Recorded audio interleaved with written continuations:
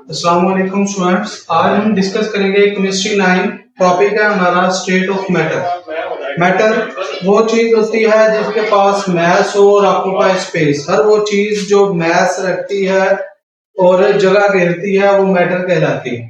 Matter की types gas, liquid, solid और plasma.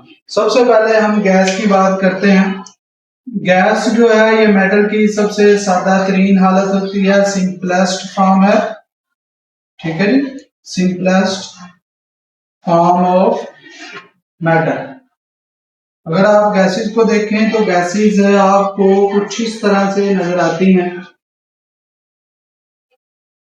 Gases के पार्टिकल एक दूसरे से दूर दूर हैं। पार्टिकल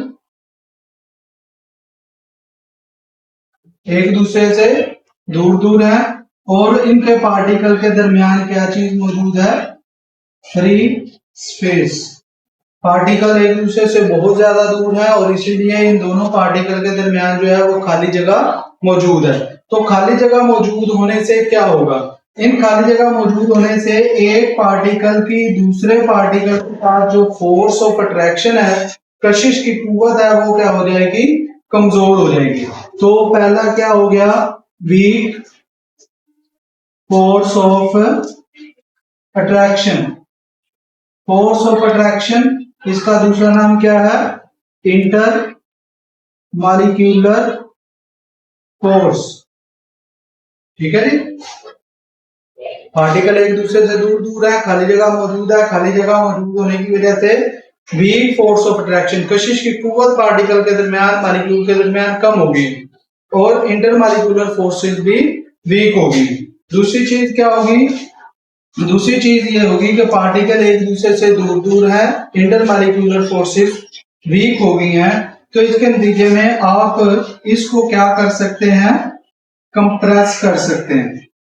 ठीक है जी। कंप्रेस का मतलब क्या है कि आप इसके ऊपर प्रेशर डालेंगे, पार्टिकल एक दूसरे के करीब करीब आ जाएंगे। जब पार्टिकल एक दूसरे के करीब करीब आ जाएंगे तो गैस जो है इसके पार्टिकल पास पास होंगे तो ये आसानी से कंप्रेस हो सकेगी। तीसरी चीज जो है, गैस के पार्टिकल जो है वो रैंडम मोशन करते हैं। गैस के पार्टिकल रैंडम मोशन करते हैं। रैंडम मोशन का मतलब क्या है कि ये पार्टिकल जो है वो क्या करते हैं?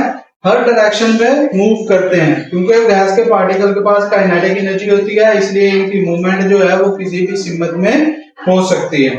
ठीक है जी। ये गैस है, गैस का ओवरव्यू दोबारा देख रहे हैं। गैस सिंपलेस्ट फॉर्म है मैटर की। इसके पार्टिकल एक दूसरे से दूर दूर होते हैं, जिसकी वजह से फ्री स्पेस है और फ्री स्पेस की वजह से इंटरमॉलिक्यूलर फोर्सेस वीक होती हैं। और पार्टिकल एक दूसरे के दूर दूर होने की वजह से इसको कंप्रेस भी किया जा सकता है और इसके पार्टिकल के पास काइनेटिक एनर्जी होती है, इसलिए ये रैंडम मूव भी करते हैं। और जब यही पार्टिकल ज्यादा हो जाते हैं तो एक दूसरे के साथ टकराते भी हैं। तो दूसरी प्रॉपर्टी जो है वो हमारे पास क्या है? लिक्विड। लिक्विड के अंदर जो इंटरमॉलिक्यूलर फोर्सेस होती हैं ये गैसेस से स्ट्रॉन्ग होती हैं, बट जो हमारे पास सॉलिड है सॉलिड से वीक होती है। यानी कि इंटर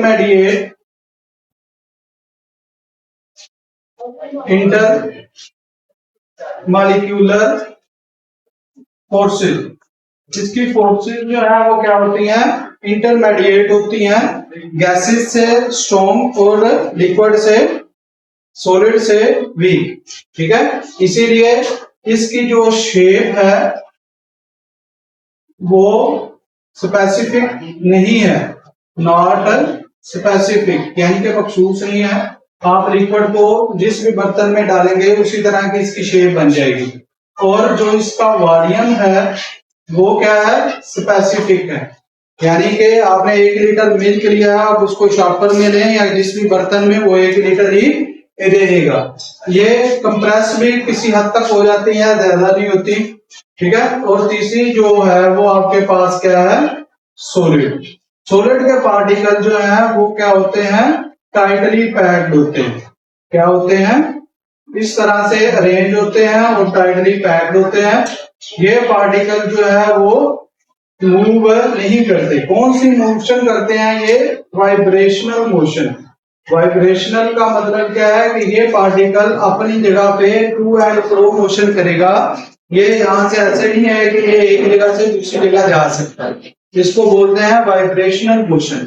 ठीक है, सॉलिड के पार्टिकल देखें टाइटली पैक्ड है, टाइटली पैक्ड यहाँ पे लिख देते हैं टाइटली पैक्ड है, इसलिए इनकी शेप जो है वो भी स्पेसिफिक और इनका वॉल्यूम जो है वो भी क्या है, स्पेसिफिक। ना इसकी शेप में फर्क आता है और ना इसके वॉल्यूम में। दोबारा से देखें, लिक्विड जो है उसमें इंटरमॉलिक्यूलर फोर्सेस गैसेस की निस्बत ज्यादा, सॉलिड की निस्बत कम। इसमें शेप स्पेसिफिक नहीं होती और वॉल्यूम स्पेसिफिक होता है। इसके पार्टिकल रैंडम मूव करते हैं, काइनेटिक एनर्जी रखते हैं।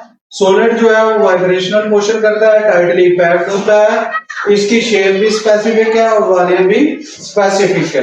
इसके बाद जो फोर्थ फॉर्म आपके पास है वो है प्लाज्मा। प्लाज्मा जो है ये भी मैटर की एक फॉर्म है, मगर ये आयंस और चार्जेस पर मुश्तमिल होती है। ठीक है जी, इसमें आयंस पाए जाते हैं, यानी कि चार्जेस जो हैं वो कोलाइड होते हैं और एक दूसरे के ऊपर जो है वो चार्ज लगाते हैं। पार्टिकल अपने ऊपर चार्ज लेके आता है, इस वजह से आयन क्रिएट होते हैं और प्लाज्मा बनता है। प्लाज्मा के बाद हम चलते हैं इंटरमीडिएट स्टेट की तरफ। कुछ चीजें ऐसी भी हैं जो कि इंटरमीडिएट स्टेट ऑफ मैटर में रहती हैं, जैसा कि कुछ फॉर्म प्रॉपर्टीज उनकी लिक्विड की और कुछ सॉलिड की। जैसा कि सबसे पहले सुपर क्रिटिकल फ्लूइड।